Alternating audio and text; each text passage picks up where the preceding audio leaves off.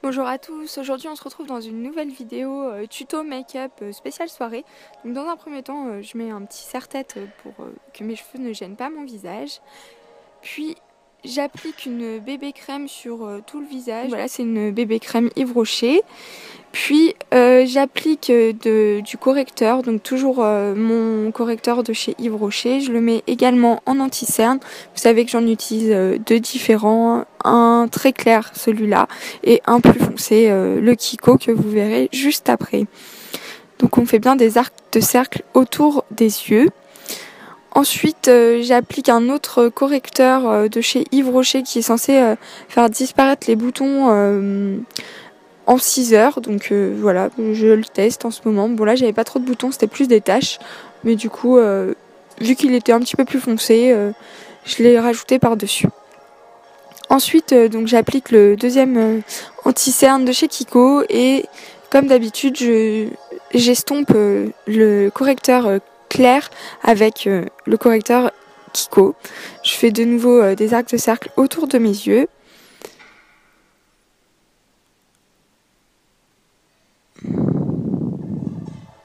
Ensuite, je viens appliquer mon fond de teint de chez Yves Rocher que j'adore vraiment beaucoup. Voilà, je suis très contente. J'ai trouvé un fond de teint qui correspond bien à ma peau d'hiver et du coup ça fait plaisir. Donc là, je viens l'estomper avec une éponge au niveau des petites imperfections pour toujours les cacher.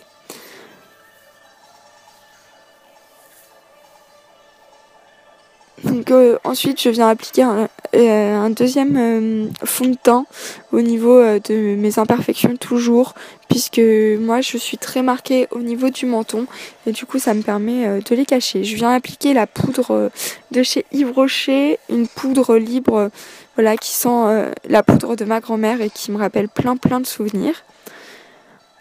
Ensuite je viens appliquer, normalement si tout va bien.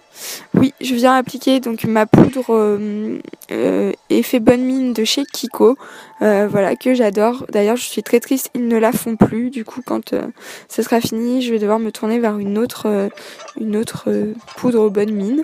Ensuite, je viens appliquer un fard à joues de chez Etam, voilà, un blush. Donc là, je le testais, c'était la première fois que je l'avais, je trouve que ça allait. Je viens l'estomper avec un gros pinceau. Il me donnait vraiment un effet bronzé bonne mine et pas juste toute rose. Du coup, voilà, j'aimais bien. Donc ensuite, je passe au make-up des yeux, vu que le make-up pour le teint est fini. Donc là, je vais commencer par appliquer un fard à paupières de la palette Naked numéro 1.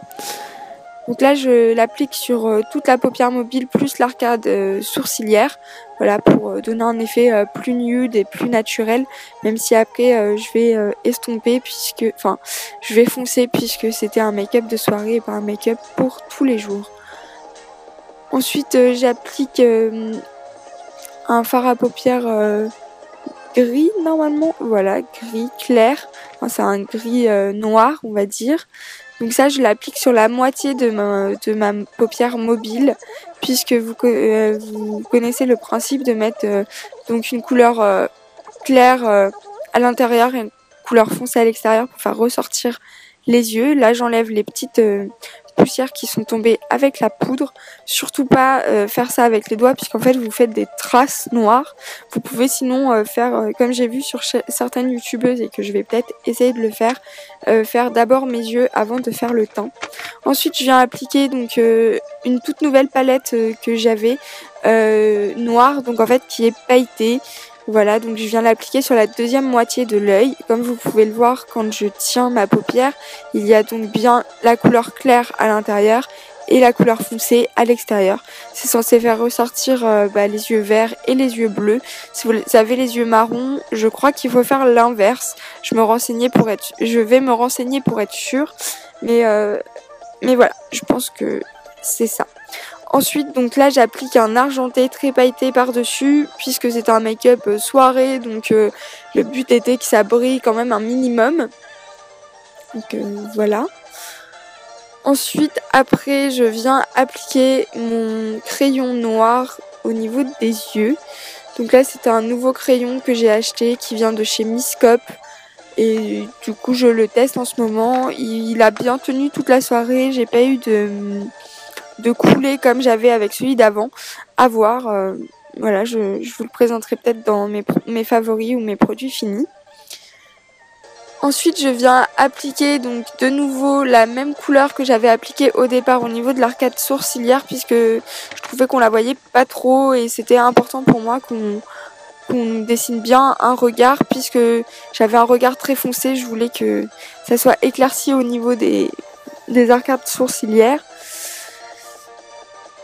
Ensuite je viens appliquer en dessous de mon œil une couleur de chez Naked également, voilà, qui est très nude, mais c'est pour toujours dans l'optique de dessiner le regard, puisque là je voulais vraiment faire un make-up spécial yeux. Ensuite je viens appliquer mon liner de chez Yves Rocher que j'adore, il est feutre, et ce qui d'habitude je reproche au feutre c'est de pas bien marquer, mais lui il marque tout de suite. Voilà, ça fait à peu près 2 mois que je l'ai et je l'adore. D'ailleurs j'ai pensé à m'en racheter un parce qu'il est bientôt fini et que pour le coup je ne passerai pas un autre eyeliner pour l'instant.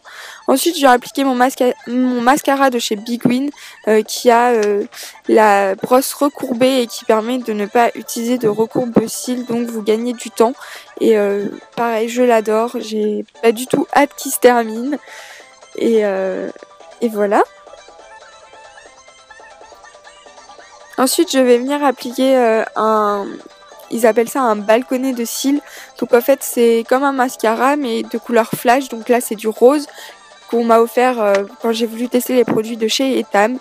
Et en gros il fait des petites pointes roses au niveau des cils.